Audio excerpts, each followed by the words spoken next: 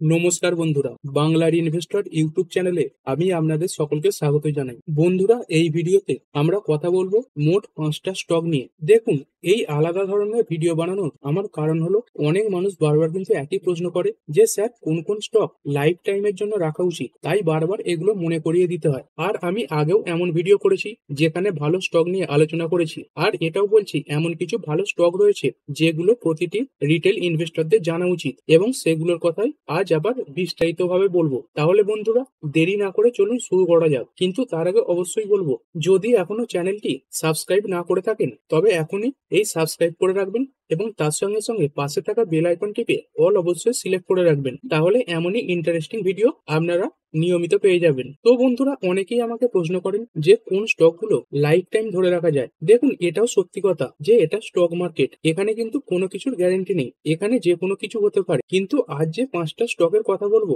এগুলোর মধ্যে এমন কিছু বিশেষত্ব আছে যা এগুলোকে স্পেশাল করে তোলে। আর আমার প্রতিটি ভিডিওতে 2-3টে জিনিস সব থেকে বেশি ইম্পর্টেন্ট থাকে, সেটা হচ্ছে লজিক, আপনি কেন সেই স্টক কিনবেন, আর এর সঙ্গে সেই স্টকের নাম থাকে। আর দেখুন, যে কোনো স্টক কেনার আগে লজিক বোঝাটা কিন্তু খুব দরকার, মানে কেন আপনি সেই শেয়ারটা কিনছেন। অনেক মানুষ লজিক বুঝতে পারে না বলেই স্টক যখন টপ লেভেল থেকে অনেকটা নিচে পড়ে যায় সেই সময়ও কিনতে পারে না, তখন ভয়ে ভয়ে থাকে। আবার যখন মার্কেট রিকভার করে তখনও কিন্তু তারা ভালো ভালো স্টক মিস করে ফেলেন। কিন্তু যদি কেউ ফান্ডামেন্টাল বা এই লজিক বুঝতে পারে তবে কিন্তু তার ডাউট থাকবে না। তাই আজকে প্রতিটি স্টক আমরা আলাদা আলাদা সেক্টর থেকে বেছে নেব, এবং প্রতিটি স্টকের অ্যাডভান্টেজ এবং ডিসঅ্যাডভান্টেজ নিয়েও আলোচনা করব। প্রথম যে স্টক সেটা হচ্ছে রিলায়েন্স ইন্ডাস্ট্রিজ লিমিটেড। আর বন্ধুরা, এই ভিডিওটা শুরু করার আগে আরো একটা কথা বলি, এই ভিডিওটা কিন্তু কোনো মোটিভেশনাল সেমিনার নয়। আমি কাউকে বলছি না যে আমার কথায় ভরসা করে ঝাঁপিয়ে পড়ো, এই স্টকগুলো কিনে নাও, এগুলো একেবারেই নয়। এই শেয়ার মার্কেটে টিকে থাকতে গেলে তোমার যে ভরসা সেটা পুরোপুরি থাকতে হবে তোমার ওপরই।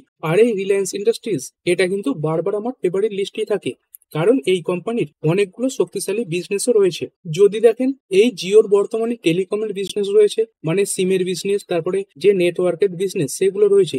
যদিও পরে এটা আলাদাভাবে মার্কেটে লিস্ট হবে, তবুও এখন এটা এই রিলায়েন্স ইন্ডাস্ট্রির মধ্যে রয়েছে। তার সঙ্গে সঙ্গে যদি কথা বলি, এই যে রিলায়েন্স রিটেল, এটা থেকেও কিন্তু রিলায়েন্স ইন্ডাস্ট্রির একটা বড় ইনকাম হয়ে থাকে। মানে আপনি যাবতীয় জিনিসপত্র এই রিলায়েন্সের মধ্যেই কিন্তু পেয়ে যাবেন। এবং এর সঙ্গে সঙ্গে কোম্পানির যে মেন বিজনেস এই অয়েল এবং পেট্রোকেমিক্যাল, সেটা তো রয়েছে। যদিও এখন এই অয়েল বিজনেস কিছুটা চাপের মধ্যে রয়েছে, কিন্তু কোম্পানির ভেতরের যে স্ট্রেংথ সেটা কিন্তু বিশাল রয়েছে। কোম্পানির চার্ট প্যাটার্ন দেখলে সেটা বুঝতে পারবেন। মাঝে মাঝে কিন্তু এসব স্টকও পড়বে। দেখুন, এমন কোন স্টক মার্কেটে নেই যেটা কখনো পড়েনি। দেখতে পাবেন মাঝে মাঝে কিন্তু বড় বড় পতনও দেখাবে। দেখতে পাচ্ছেন এই 2007-8 এই সময় করে যখন গ্লোবাল ক্রাইসিস দেখা গিয়েছিল, তখন প্রায় 54 থেকে 60% পর্যন্ত পড়েছিল। তারপরে যদি দেখেন এই কোভিড এর সময়, এই সময়ও কিন্তু একটা বড় পতন দেখিয়েছিল। দেখতে পাচ্ছেন প্রায় 28 থেকে 30% পড়েছিল। তারপরেও যদি দেখেন, দেখতে পাবেন প্রায় 23 থেকে 25% পড়া। দেখুন, মার্কেটে সমস্ত স্টক পড়বেই, তবে আপনাকে বুঝতে হবে যে কোন স্টক পড়ে গেলেও সেটা আবার রিকভার হবেই। তো দেখতেই পাচ্ছেন মাঝে মাঝে এসব ভালো শেয়ারও কিন্তু প্রায় 50 থেকে 60% পর্যন্ত ক্যাশ হয়ে যায়। কিন্তু সেখান থেকে যদি দেখেন, আজকে কিন্তু এই স্টক প্রায় টপ লেভেলের কাছেই রয়েছে। এছাড়াও যদি বলি, এই কোম্পানির যে ম্যানেজমেন্ট সেটাও খুব শক্তিশালী। এছাড়াও যদি কথা বলি পলিটিক্যালি, এই কোম্পানির কিন্তু ভালো কানেকশনও রয়েছে। আর এরকম কোম্পানিতে থাকাটা যে কোনো ইনভেস্টরের জন্য কিন্তু একটা দারুণ পজিটিভ ব্যাপার। এছাড়াও যদি দেখেন, দুনিয়ার যে বড় বড় ইনভেস্টররা তারাও কিন্তু এই কোম্পানিতে ইনভেস্ট করে বসে আছেন। তাই কিন্তু এই সমস্ত কোম্পানি নিয়ে আমাদের ভাবা উচিত। এবং আরো একটা পজিটিভ যেটা ব্যাপার হলো, সেটা হচ্ছে যবে থেকে এই নিফটি 50 শুরু হয়েছে তবে থেকেই কিন্তু এই রিলায়েন্স ইন্ডাস্ট্রি এই নিফটি 50-র মধ্যেই রয়েছে। আর যদি কোম্পানির একটু ফান্ডামেন্টাল দেখেন, দেখতেই পাচ্ছেন মার্কেট ক্যাপ 19 লাখ কোটির উপরে, মানে বিরাট বড় সাইজের একটা লার্জ ক্যাপ কোম্পানি। দেখতেই পাচ্ছেন পিয়ার্স যে কোম্পানিগুলো রয়েছে তার মধ্যে কিন্তু একদম টপেই এই কোম্পানিটা রয়েছে। এবং এর পরের যে কোম্পানি আইওসিএল, তার মার্কেট ক্যাপ কত, 2 লাখ কোটি। সেইখানে দেখতে পাচ্ছেন এর প্রায় 9 গুণ বড় কোম্পানি রিলায়েন্স ইন্ডাস্ট্রি রয়েছে। আর এরপরে তো সব আরো ছোট ছোট কোম্পানি রয়েছে, মানে এইগুলোও বড় কোম্পানি, কিন্তু রিলায়েন্স ইন্ডাস্ট্রির তুলনায় এগুলো অনেকটাই ছোট। আর কোম্পানির রেজাল্ট নিয়ে তো আলাদাভাবে বলার দরকার নেই। যদি দেখেন কোম্পানির যে সেল, সেটা কিন্তু প্রায় 2 থেকে 2.5 লাখের কাছাকাছি হয়। এবং যদি নেট প্রফিটও দেখেন, দেখতে পাচ্ছেন এক একটা কোয়ার্টারে, মানে 3 মাসে কোম্পানির ইনকাম 22,000 কোটি, 30,000 কোটি এরকম ইনকাম করে।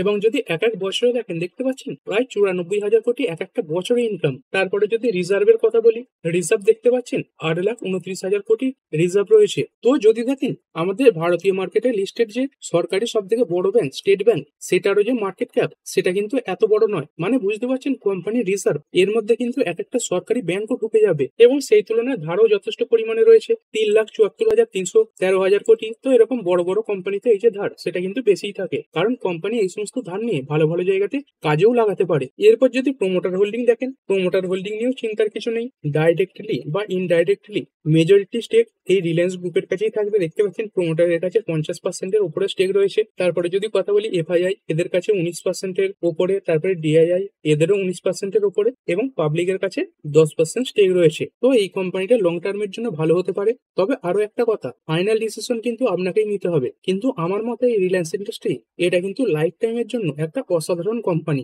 এরপরে দ্বিতীয় যে স্টকের কথা বলবো সেটা হচ্ছে টিসিএস বা টাটা কনসালটেন্সি সার্ভিসেস।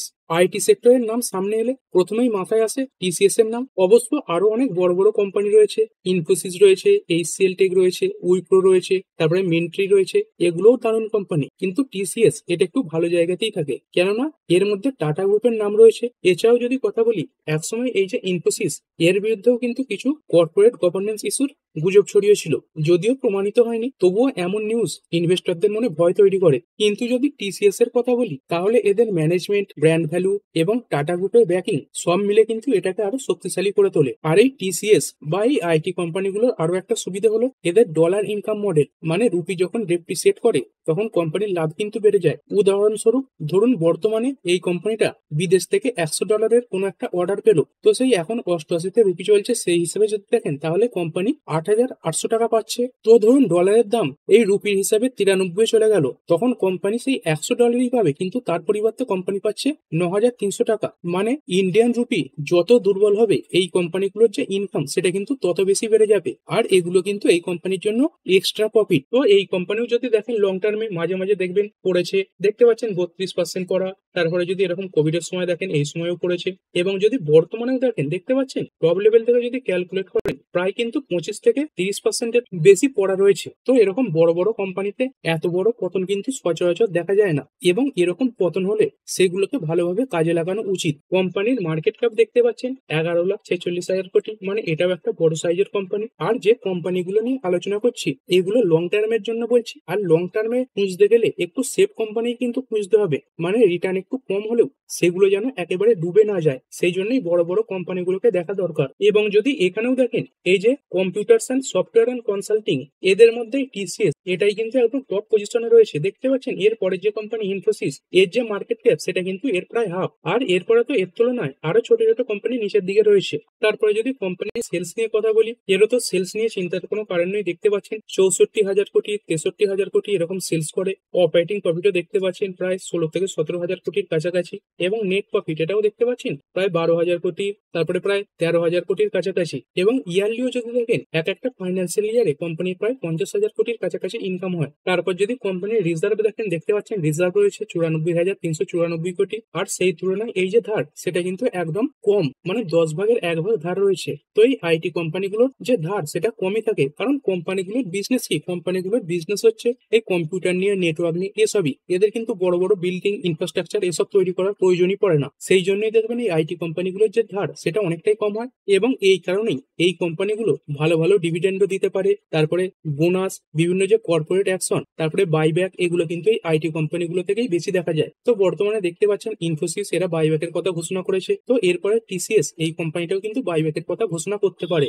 এবং যদি শেয়ার হোল্ডিং প্যাটার্ন দেখেন, এই টাটা গ্রুপের কাছে 71%-এর উপরে স্টেক রয়েছে। এফআইআই এদের কাছে প্রায় 11.5%, ডিআইআই এদেরও 12%-এর কাছাকাছি, এবং পাবলিকের কাছে দেখতে পাচ্ছেন স্টেক খুব কমই রয়েছে, 4.77%। এবং এই টিসিএস এই কোম্পানিটাও নিফটি 50 তৈরি হওয়ার পর থেকেই কিন্তু এই নিফটি 50-র মধ্যেই রয়েছে। আর এরপরে তৃতীয় স্টক সেটা হচ্ছে এইচডিএফসি ব্যাংক, কারণ একটা সেফ এবং লং টার্ম ইনভেস্টমেন্ট পোর্টফোলিও তৈরি করতে গেলে ব্যাংকিং সেক্টরকে কিন্তু এড়িয়ে যাওয়া যায় না। এই ব্যাংকের কাছে এত টাকা আছে যে আমি বা আপনি কেউই কিন্তু কল্পনাও করতে পারবো না। এবং নিফটি 50 তৈরি হওয়ার পর থেকেই এই ব্যাংক কিন্তু সবসময় নিফটি 50-র মধ্যেই টিকে রয়েছে। তো কোম্পানির যদি লং টার্ম চার্ট প্যাটার্ন দেখেন, এই কোম্পানিগুলোতেও কিন্তু মাঝে মাঝে পতন আসে। বললাম না, এমন কোনো কোম্পানি নেই যাতে কখনো পতন আসবে না। দেখতে পাচ্ছেন এরকম বড় বড় কোম্পানি কোম্পানিতেও 36%, 40% এরকম ক্যাশ কিন্তু দেখা যায়। এর আগেও যদি দেখেন দেখতে পাচ্ছেন এই 2008-9 সাল করে প্রায় 46 থেকে 50% এর কাছাকাছি ক্যাশ দেখিয়েছিল।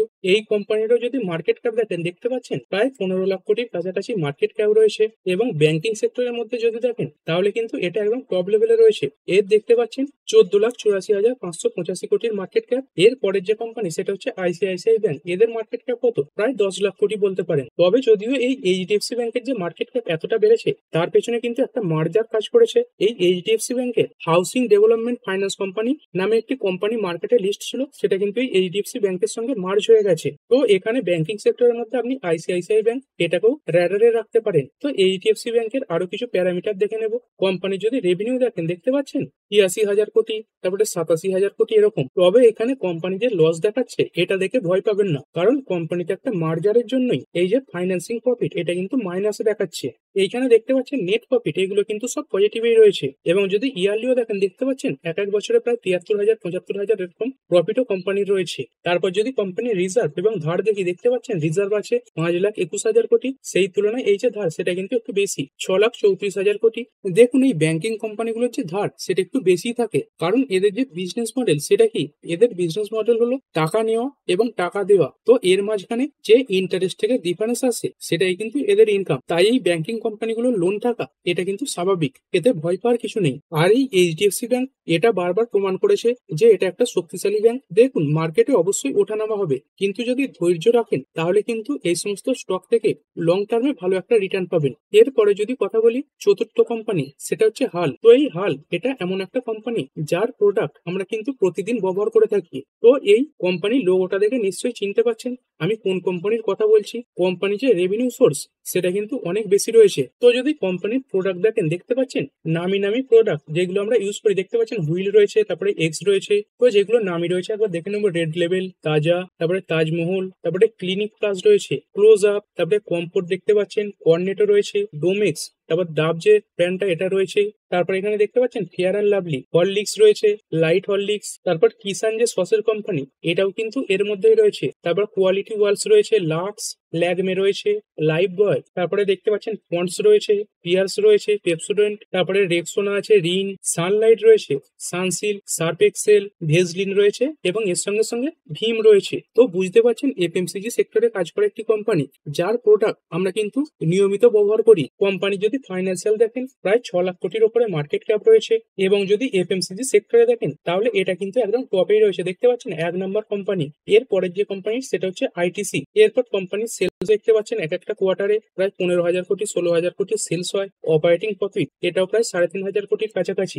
নেট প্রফিট এটাও প্রায় ২৫০০ কোটির উপরে রয়েছে। এবং যদি ইয়ারলি দেখেন এক এক বছরে কোম্পানি প্রায় ১০,০০০ কোটির উপরে ইনকাম করে থাকে। কোম্পানির রিজার্ভ এটাও দেখতে পাচ্ছেন বেশি রয়েছে ৪৯,১৬৭ কোটি, সেই তুলনায় কোম্পানির যে ধার সেটা কিন্তু খুবই কম, ১,৬৪৮ কোটির ধার রয়েছে। আর যদি শেয়ার হোল্ডিং প্যাটার্ন দেখেন প্রমোটারের কাছে প্রায় ৬২% স্টেক রয়েছে, এফআইআই এদের কাছে 10%-এর উপরে এবং ডিআইআই এদের কাছে প্রায় 16% এবং পাবলিক এদের কাছে কত রয়েছে 11.5%-এর উপরে স্টেক রয়েছে। তো বুঝতে পারছি কোম্পানির যে ব্যালেন্স শিট সেটাও স্ট্রং এবং এর সঙ্গে সঙ্গে কোম্পানির যে রেভিনিউ সোর্স সেটাও অনেক। আর সবচেয়ে যে বড় কথা সেটা হচ্ছে এই হাল্ট, এটা কিন্তু নিফটি 50 ইন্ডেক্সের একটা অংশ।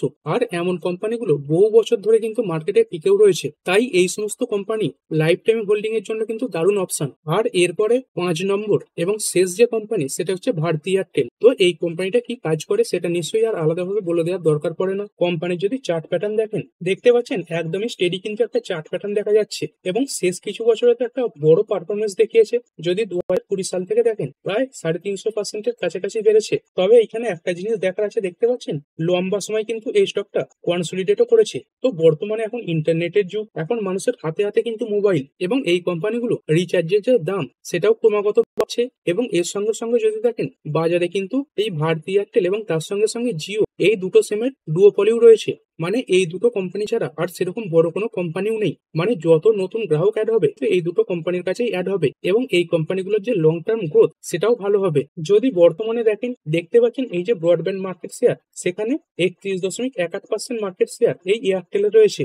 মানে ধরুন ভারতে ১০০ জন মানুষ এই ব্রডব্যান্ড সার্ভিস নিচ্ছে, তাদের মধ্যে এই ৩১.১৮% মানুষ বা ৩১ জনের কাছাকাছি মানুষ তারা কিন্তু এই এয়ারটেলের থেকেই ব্রডব্যান্ড নিচ্ছে। এবং যদি সিমের সিমের কথা বলি, যদি 100টা সিম বিক্রি হয় তার মধ্যে দেখতে পাচ্ছেন প্রায় 33 থেকে 34টা সিম এটা কিন্তু এয়ারটেল থেকেই বিক্রি হয়। এবং যদি দেখেন কোম্পানি কিন্তু বাইরেও বিজনেস রয়েছে, দেখতে পাচ্ছেন ইন্ডিয়াতে রয়েছে প্রায় 70% এবং আফ্রিকাতে রয়েছে 30%। এবং আফ্রিকাতে ওই কোম্পানিটা তাদের যে বিজনেস সেটা বাড়াবার কথাও চিন্তা ভাবনা করছে। কোম্পানি যদি ব্যালেন্স শিট দেখি, দেখতে পাচ্ছেন 11,77,569 কোটি মার্কেট ক্যাপ রয়েছে। এবং এই সেগমেন্টেও যদি দেখেন তাহলে এই কোম্পানিটা কিন্তু টপ লেভেলে রয়েছে। এর পরের যে কোম্পানিটা সেটা তো একদমই প্রায় শেষ হয়ে যেতে বসেছে, এই ভোডাফোন আইডিয়া। তারপর যদি সেলস প্রফিট দেখি, দেখতে পাচ্ছেন সেলস প্রায় 50,000 কোটি, অপারেটিং প্রফিট এটাও দেখতে পাচ্ছেন প্রায় 27,000 কোটির ওপরে, নেট প্রফিট এটা প্রায় 7,422 কোটি। তারপর যদি কোম্পানির রিজার্ভ দেখি, রিজার্ভ রয়েছে 1,10,772 কোটি এবং ধার এটা রয়েছে 2,13,642 কোটি। আর কোম্পানির প্রমোটার হোল্ডিং এটা কেমন, দেখতে পাচ্ছেন কোম্পানির প্রমোটারের কাছে মেজরিটি স্টেক রয়েছে 51.26%। তারপরে এফআইআই এদের কাছে 26.72%। তারপরে ডিআইআই এদের কাছে 19.09% এবং পাবলিকের কাছে কত, মাত্র 2.74%। মানে পাবলিকের কিন্তু এই কোম্পানিতে ইন্টারেস্টই নেই এবং পাবলিকরা তাদের যে স্টেক সেটা কিন্তু ক্রমাগতই কমিয়েছে। আর সেখানে দেখতে পাচ্ছেন বিদেশি যে ইনভেস্টররা রয়েছে এই এফআইআই তারা কিন্তু এদের যে স্টেক সেটা ক্রমাগতই বাড়িয়েছে এবং ডিআইআই এরাও তাদের স্টেক ভালোভাবে ধরে রেখেছে। তো বন্ধুরা আবার যদি একবার লিস্টটার কথা বলি, মানে ফাইনাল লিস্ট, তো বন্ধুরা এই 5টি কোম্পানি হলো রিলায়েন্স ইন্ডাস্ট্রিজ, তার সঙ্গে সঙ্গে টিসিএস, তারপরে এইচডিএফসি ব্যাংক, হিন্দুস্তান ইউনিলিভার এবং ভারতী এয়ারটেল। আর এই কোম্পানিগুলো সবকটাই কিন্তু আলাদা আলাদা সেক্টর থেকে এসেছে। যদি কথা বলি এই টেলিকম এবং রিটেল অয়েল এই বিজনেস থেকে এসেছে রিলায়েন্স। তো টেলিকমের ক্ষেত্রে তো এয়ারটেলের কথাও বললাম, তাহলে রিলায়েন্সের কথাটা কেন বললাম, কারণ রিলায়েন্স থেকে এই যে টেলিকমের বিজনেস সেটা কিন্তু বেরিয়ে যাবে, মানে এটা রিটেল এবং অয়েল এই সেগমেন্টে কাজ করবে। এরপরে যদি কথা বলি আইটি সেক্টর নিয়ে, তো টিসিএস এর কথা বললাম, তারপরে ব্যাংকিং সেক্টর থেকে এইচডিএফসি ব্যাংকের কথা বললাম, এফএমসিজি থেকে হিন্দুস্তান ইউনিলিভারের কথা বললাম এবং টেলিকম থেকে এয়ারটেলের কথা বললাম। আর এভাবে যদি তুমি তোমার পোর্টফোলিও ডাইভার্সিফাই করো তাহলে লাইফ টাইম হোল্ডিং এর জন্য এটা কিন্তু দারুণ কম্বিনেশন হতে পারে। তো ঠিক আছে বন্ধুরা, আশা করছি ভিডিওটা আপনাদের ভালো লেগেছে। আপনি চাইলে এটাকে লাইক এবং শেয়ার করতে পারেন। আর শেয়ার মার্কেট সংক্রান্ত ডেইলি নিউজ আপডেট পেতে চ্যানেলটা সাবস্ক্রাইব করে রাখবেন এবং পাশে থাকা বেল আইকনটি টিপে অল অবশ্যই সিলেক্ট করে রাখবেন, যাতে পরবর্তী ভিডিওর নোটিফিকেশন আপনার কাছে সময় মতো পৌঁছে যায়। আর হ্যাঁ, ভিডিওটি শুধুমাত্র ইনফরমেশন এবং এডুকেশনাল পারপাসের জন্য বানানো হয়েছে। আমি সেবি রেজিস্টার্ড নই, তাই কোনো প্রকার শেয়ারে কোনো প্রকার বাই, সেল, হোল্ড বা অ্যাভারেজ করার কোনো সিদ্ধান্ত নেওয়ার আগে আপনার যে ফাইন্যান্সিয়াল অ্যাডভাইজার আছে তার সঙ্গে অবশ্যই আলোচনা করবেন। দেখা হচ্ছে পরের ভিডিওতে। ধন্যবাদ।